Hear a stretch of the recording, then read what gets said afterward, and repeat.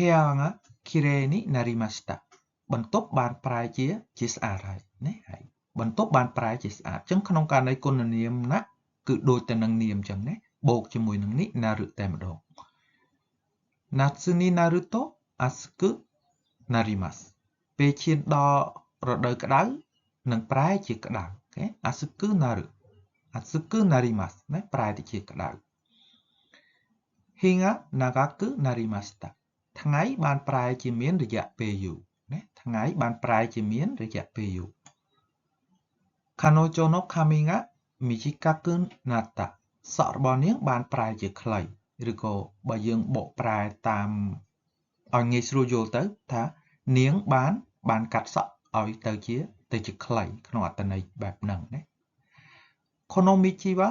hiroku narimasu ផ្លូវនេះនឹងទៅជាធំហើយ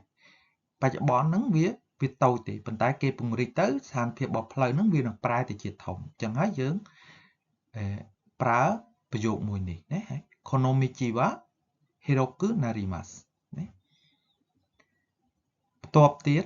Kare no nihongo wa jouzu ni narimashita ណា jouzu ni narimashita ប្រែទៅជាប៉ាកែភាសាជប៉ុនរបស់គាត់ប្រែជាប៉ាកែឬក៏ប្រែជាល្អណាហើយ